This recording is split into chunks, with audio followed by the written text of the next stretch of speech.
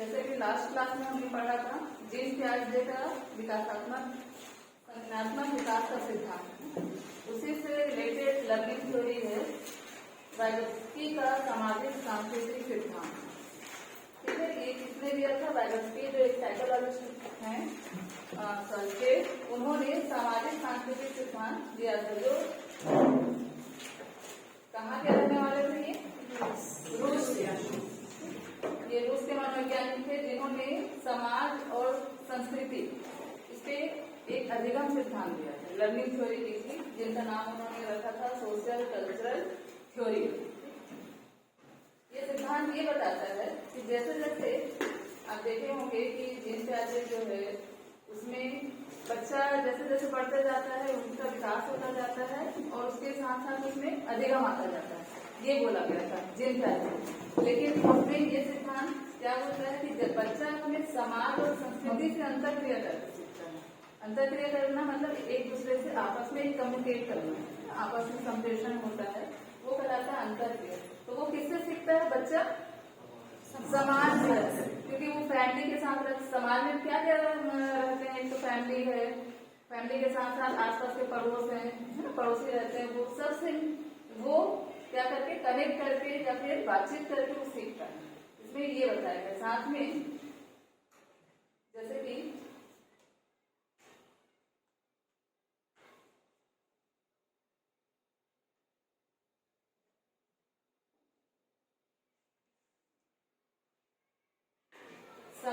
बच्चा अपने समाज और संस्कृति से अंतरक्रिया करके सीखता है। यानी देखिए, सामाजिक अंतरक्रिया के बाद विकास होता है। मतलब इसमें ये जस्ट अपोजिट कह रहे हैं किसके? जीन पियाजे। जीन पियाजे बोलते थे जैसे जैसे विकास होता है उसके बाद वो अधिगम करता है, मतलब पहले डेवलपमेंट होगा उसके बाद लर्निंग करेगा। इसमें ये क्या बोल रहे हैं, पहले वो भाषा के जरिए सीखेगा, उसके बाद फिर उसमें विचार आते जाएंगे। इसमें ये नहीं है बोला गया है कि आप विकास करोगे तभी सीखोगे। आप जैसे कि हम लोग उसमें क्रिटिसाइज किया गया था जीन पियाजे का कि इसमें जैसे जैसे विकास होता है, लेकिन उसको आप वातावरण दोगे तो अच्छे से सिखा सकते हैं, ये बोला गया था। तो ये जस्ट वैसा ही है। इसमें वाइगोत्स्की ने बोला था कि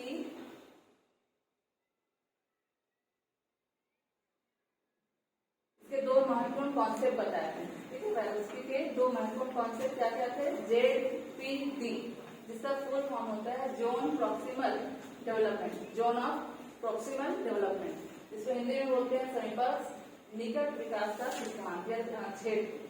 समीप मतलब निकट, दोनों एक ही मतलब है, समीप या फिर निकट। तो ZPD, तो इसमें ये बताया गया है वास्तविक विकास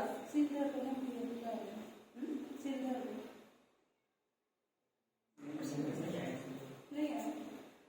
इसमें वास्तविक विकास मतलब रियल डेवलपमेंट के स्तर तथा संभावित विकास पोटेंशियल डेवलपमेंट के स्तर के बीच के अंतर को समीपस्थ विकास कहा जाता है। इसको एक एग्जांपल के थ्रू समझते हैं कि वास्तविक विकास और पोटेंशियल डेवलपमेंट क्या होता है। जैसे कि टेट का एग्जाम लेना है आप लोग को, चाहे सीजी टेट हो या फिर सीटेट है, तो उसमें आपको जो आपकी कैपेसिटी है, मतलब आप किसी से कोई सहायता लिए बगैर पढ़ाई करते हैं और आपको नंबर आता है 70, ठीक है, तो वो क्या कहलाएगा? आपका रियल डेवलपमेंट, वास्तविक विकास। मतलब आप किसी की सहायता नहीं ले रहे हैं, बस अपने तरीके से अपने माइंड से बस जो नंबर प्राप्त किए हैं, तो वो आपका वास्तविक विकास है, रियल डेवलपमेंट। और जब आप, लेकिन क्या होता है, हमको पास होने के लिए नॉर्मल जो है, जनरल जो है, उनको पास होने के लिए कितना नंबर चाहिए रहता है? 90 नंबर, ठीक है। और वो क्या है, अगर उसको कुछ सपोर्ट मिल जाता है या फिर वो नेट के जरिए कुछ टीचिंग कर लेता है या फिर ऐसे क्लास में जैसे सपोर्ट मिल गया, तो वो सपोर्ट लेकर जब उसकी जो क्या सोचता है कि वो इतना प्राप्त कर लेगा, जो 70 से क्या है सपोर्ट लेकर, समझ रहे हैं? सपोर्ट मतलब हम जैसे साइकिल सीखते हैं, ठीक है, तो साइकिल सीखते हैं तो अकेले नहीं सीखते, हमको कोई सपोर्ट देता है। अकेले सीखते तो हम गिर जाते हैं, थोड़ा सा ही सीख पाते हैं। लेकिन जब आपको कोई सपोर्ट देता है, जैसे हमारे पेरेंट्स हैं, ये मान लो यहाँ पे सपोर्ट दे रहे हैं, तो वो सपोर्ट देते हैं तो हमारा नंबर वैसा ही कितना आ जाता है, आने के चांसेस कितना बढ़ जाता है? 120 120, तो वो क्या कहलाएगा आपका पोटेंशियल या संभावित विकास, ठीक है। और ये दोनों के बीच जो है 90 मार्क्स, मतलब आपको वहां पे पास होने के लिए उतना जरूरी है। तो ये जो अंतर है, इन दोनों के बीच का जो अंतर है वो क्या कहलाता है, जेडीपी। क्या समझ रहे हैं आप? जैसे कि हमारा जो रियल डेवलपमेंट है, हम जितनी क्षमता रखते हैं वो आपका क्या हो जाएगा, रियल डेवलपमेंट कहलाएगा, वास्तविक विकास। हमको पास होने के लिए 90 नंबर चाहिए, वो हमारा क्या है, एक रेशियो, मतलब एक सेंटर का काम कर रहा है, मध्यस्थ का काम कर रहा है। लेकिन हम किसी का सपोर्ट लेकर क्या करते हैं, आगे और बढ़ सकते हैं, या हमारे जो सपोर्ट की सहायता से हम उसको 120 नंबर ला सकते हैं। तो ये जो दोनों के बीच का जो अंतर है वो कहलाता है ZPD। अब इसीलिए इन्होंने दूसरा जो कॉन्सेप्ट बताया था वो है स्कैफोल्डिंग। इसको पार भी बोला जाता है, ढांचा भी बोला जाता है, या फिर मचान भी बोला जाता है। जैसे एक मचान बनाते हैं पेड़ के ऊपर, या फिर ऐसा कुछ स्ट्रक्चर तैयार करते हैं, तो ये वही है ढांचा। अब ढांचा के लिए हमको क्या चाहिए रहता है, सपोर्ट चाहिए रहता है, टेम्पररी सपोर्ट देते हैं। जैसे कि यहाँ पे लिखा हुआ है, वयस्कों द्वारा दी जाने वाली टेम्पररी हेल्प या गाइडेंस ही स्कैफोल्डिंग कहलाता है। इसका एग्जांपल एक तो साइकिल के जरिए हो जाता है, जैसे कि उसने हमें सपोर्ट दिया, तो ये सपोर्ट जो देने वाला है टेम्पररी सपोर्ट देता है, थोड़ी देर के लिए जो सपोर्ट दे दिया, तो वो कहलाता है स्कैफोल्डिंग। जैसे मैं अभी आप लोगों को सपोर्ट दे रही हूँ आपकी टीचिंग में मदद करने के लिए, तो मैं क्या कर रहा हूँ यहाँ पे स्कैफोल्डिंग, या मैं आपको ढांचा की तरह आपके जितनी पोटेंशियल है या फिर आपकी जितनी कैपेसिटी है सीखने की, उसको आप बढ़ा रहे हैं, तो वो कहलाता है स्कैफोल्डिंग। कॉन्सेप्ट क्लियर होना चाहिए, ठीक है, ध्यान रखना। ZPD होता है और दूसरा होता है स्कैफोल्डिंग। तो ये एडल्ट द्वारा दिया जाता है, जरूरी नहीं है। जो कैसे किनके द्वारा दिया जाना चाहिए, जो मोर नॉलेज अगर, मतलब जो आपसे थोड़ा सा ज्यादा ज्ञान रखता है, चाहे वो टीचर भी हो सकते हैं जो आपसे ज्यादा ज्ञान रखते हैं, पेरेंट्स भी हो सकते हैं, और फ्रेंड्स भी हो सकते हैं, आपके छोटे भाई बहन भी हो सकते हैं। बस ये है कि उनका ज्ञान आपसे ज्यादा हो, तभी वो आपको सिखाने का काम करेगा, कुछ ढांचा तैयार करने का काम करेगा, या सपोर्ट देने का काम करेगा। तो इसके लिए ये कहलाता है स्कैफोल्डिंग। तो ये महत्वपूर्ण जो कॉन्सेप्ट है वाइगोत्स्की द्वारा दी जाने वाले, जिससे बच्चा क्या है, समाज में रहकर अपनी संस्कृति को और अपनी भाषा को लेकर वो सीखता है। इसी में उन्होंने बताया था कि भाषा पर इनके क्या क्या विचार थे। इनके देखो, भाषा और चिंतन शुरू में अलग लोग, पहला इन्होंने क्या बोला था कि भाषा और चिंतन, भाषा मतलब हमारा जो लैंग्वेज है, चाहे हिंदी में है, चाहे इंग्लिश में है, या फिर दूसरा जो लैंग्वेज, आप जो लैंग्वेज सोचते हैं वो भाषा, और चिंतन, चिंतन मतलब हम जो विचार करते हैं, जो थिंकिंग हमारी रहती है। जैसे हम कुछ विचार कर रहे हैं, अभी मुझे टेट का एग्जाम देना है, फिर उसके लिए क्या करना पड़ेगा, पढ़ाई करनी पड़ेगी, तो ये मैं विचार कर रही, चिंतन कर रही, तो ये कौन सी भाषा में करूँगी, जो मुझे आता है। मुझे हिंदी आने से मैं हिंदी में करूंगी, अगर किसी को इंग्लिश में है तो किसी को इंग्लिश में करेगा, कोई संस्कृत में कर रहा है, मतलब वो अपने मन में विचार करता है। तो ये भाषा और चिंतन पहले क्या होता है, अलग अलग होते हैं इनके अनुसार, है ना, वाइगोत्स्की के अनुसार, लेकिन बाद में क्या हो जाता है, वो साथ में हो जाते हैं। जबकि देखा जाए तो भाषा और विचार एक ही होना चाहिए, क्योंकि हम जब भी विचार करेंगे तो अपने शब्दों में ही करेंगे ना, अपने मन में ही करेंगे, तो हमको जो आता है वही करेंगे उसी भाषा में। तो ये बोल रहे हैं कि भाषा और चिंतन शुरू में अलग अलग होते हैं, फिर जैसे जैसे उनका लर्निंग या फिर अधिगम होता जाता है, वो बाद में फिर एक साथ होते जाते हैं। वाइगोत्स्की ने इसी को देखो, ये भाषा विचार चिंतन को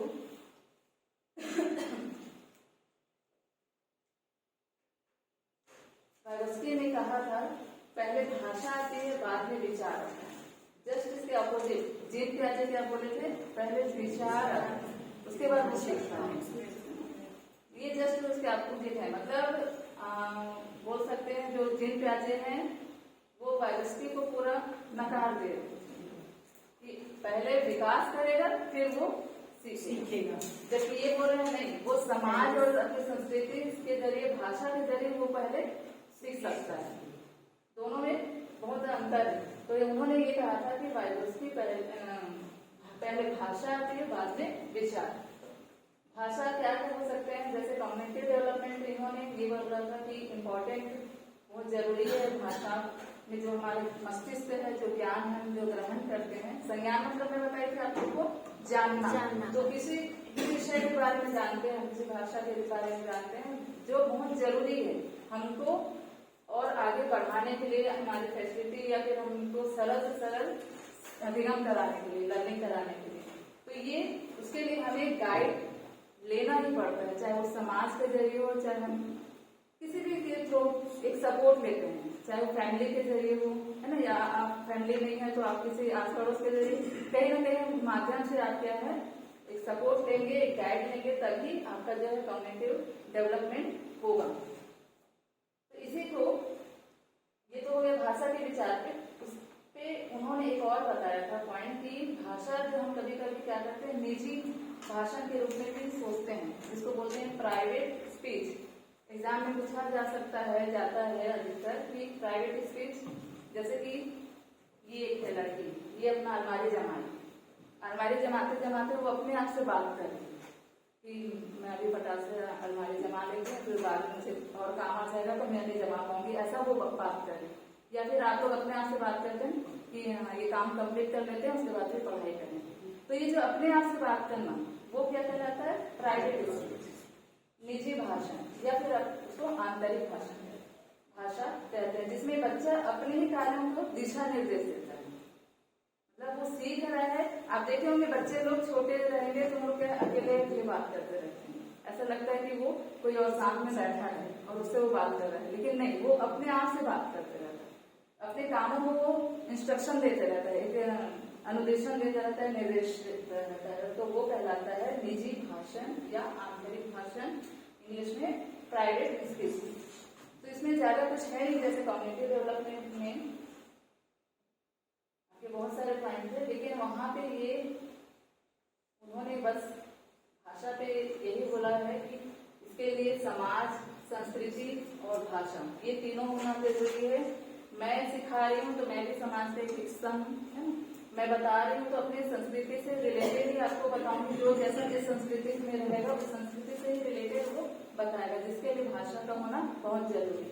तो ये भाषा और चिंतन जो है, मतलब जो अधिगम करता है, उसके लिए हमको पहले समाज और जो भाषा है उसका नॉलेज होगा, तभी हम सीखेंगे, ये उन्होंने बताया। जबकि प्याजे जैसे टॉपिक बोल रहे हैं, वो क्या बोल रहे हैं, जब विकास होगा तब वो अपने आप से सीख जाएगा। याद है आपको, सेंस के जरिए, नाक का मार जीव ऐसे के जरिए वो सीख जाएगा। उसके बाद फिर उन्होंने ये बोला, जैसे कि इन्होंने वाइगोत्स्की ने जो निजी भाषण को एक अपना प्राइवेट स्पीच जो बोला है, प्याजे ने क्या बोला, उसको अहम केंद्रित ईगोस्टिक जो बोला है, मतलब वो जो अपने आप से प्यार करता है, सेल्फ लव, अपने आप से प्यार करता है, अपने बातों को मनवाने की कोशिश करता है, जो उसको पसंद है वो सबको पसंद हो ये चाहता है, जो उसको आइसक्रीम खाना है तो मतलब सबके खाएंगे, हाँ, तो वो अहम केंद्रित आ जाता है। जबकि इसको वाइगोत्स्की ने क्या बोला है, प्राइवेट स्पीच, मतलब अपने आप में वो बात करना। तो इस तरीके से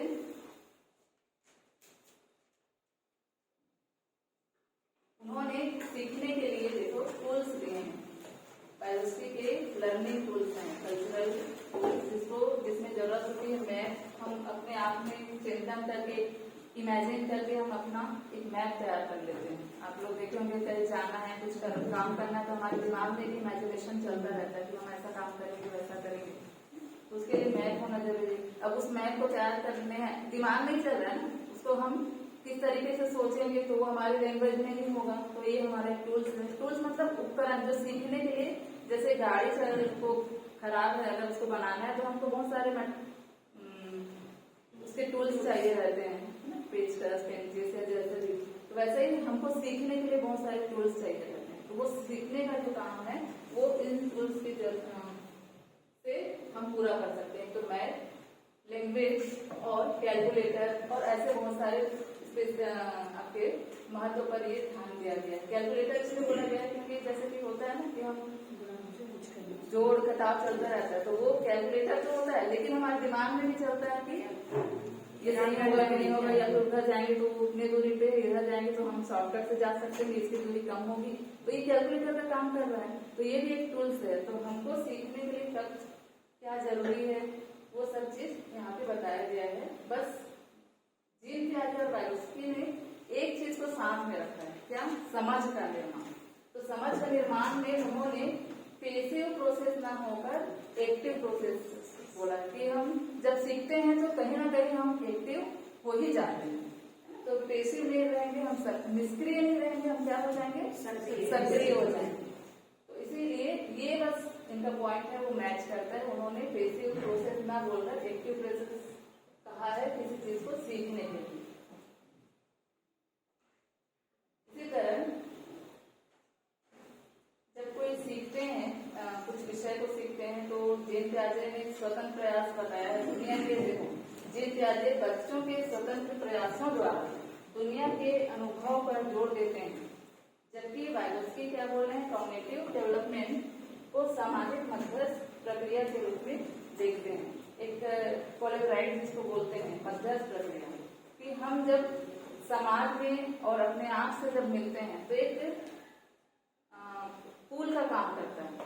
हमको सिखाने का, चाहे किसी भी तरीके से हम सीखें, वहां पे एक पुल जैसा या एक दूसरे को जोड़ने का काम करता है, वो मध्यस्थ प्रक्रिया है क्या? समाज। जबकि इनका कहना है कि वो सीखता है अपने अनुभव से, अपने आप से सीखता है। कौन? पियाजे बोल रहे हैं। दोनों में डिफरेंस करते हुए पढ़ेंगे तभी होगा, नहीं तो क्या है, आपको जो थ्योरी है वो उतना क्लियर नहीं हो पाएगा। तो ये छोटी सी थ्योरी है, लेकिन आपके एग्जाम के लिए और आपके कॉम्पिटिटिव एग्जाम के लिए इम्पोर्टेंट है। जहाँ समाज और संस्कृति आया, आप वाइगोत्स्की का नाम नहीं लेना। संज्ञानात्मक विकास में आपका पियाजे आया। कभी कभी होता है ना कि इस सिद्धांत को किसने दिया, तो वो संज्ञानात्मक विकास का सिद्धांत अगर पूछा जा रहा है तो वहाँ पे आपका पूरा पियाजे आया। लेकिन सामाजिक चाहे आप समाज बस बोल दिए तो वहां भी वाइगोत्स्की आएगा। तो ये ध्यान रखिए, बहुत सारे घुमा फिरा कर क्वेश्चन आते हैं, जैसे मध्यस्थ प्रक्रिया किसके द्वारा होता है, तो उसमें आपका आएगा वाइगोत्स्की। आप लोग क्वेश्चन कभी देखेंगे इस तरह 4-5 साल का जो टेट का एग्जाम होता है, सेंट्रल टेट या सीजीटी, उसमें देखिएगा 3-4 नंबर के जो क्वेश्चन है इसी से रिलेटेड, तो जीन पियाजे और वाइगोत्स्की। तो इस तरीके से बस इन्होंने ये थोड़ी बताई है, जिसमें समाज में रहकर हम जो बच्चा जो है वो समाज में रहकर ही सीखता है, अपनी संस्कृति को अपनाते हुए, एक दूसरे से बातचीत करते हुए, उनके स्तर के हिसाब से बात करते हुए, और उनका विकास होता जाता है। जबकि पियाजे बोलते हैं कि नहीं, पहले विकास होगा उसके बाद वो अभिगम है।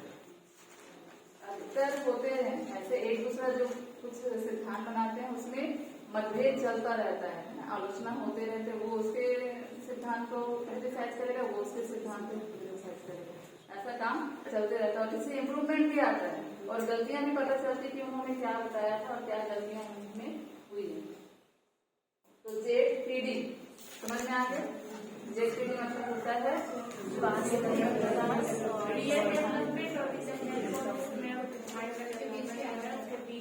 बीच का अंतर।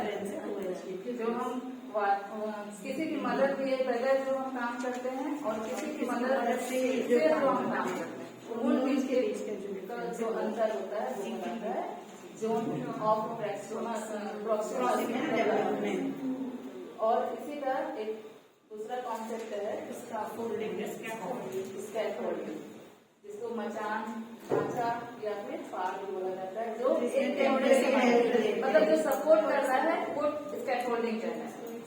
वो थोड़ी देर के लिए सपोर्ट करेगा या फिर ज्यादा टाइम के लिए सपोर्ट कर सकता है, लेकिन अधिकतर जो सपोर्ट करते हैं, चाहे वो पेरेंट्स हो, चाहे वो टीचर हो, चाहे कोई भी हो, जो इनका नॉलेज आपसे थोड़ा सा ज्यादा होगा तो वो कहलाएगा स्कैफोल्डिंग। इस तरीके से इनके महत्वपूर्ण कॉन्सेप्ट हैं और इन्होंने बस भाषा पे जोर दिया था, जिसमें उन्होंने भाषा और चिंतन को पहले तो साथ साथ चलता अलग अलग चलता चलता है, है, लेकिन जैसे जैसे उनका ग्रोथ होता जाता है फिर वो एक साथ चलता है। सब एक साथ हो जाता है। पहले भाषा आगे देखो, पहले भाषा आगे बाद में विचार। तो आप लोग के अनुसार ये क्या होना चाहिए?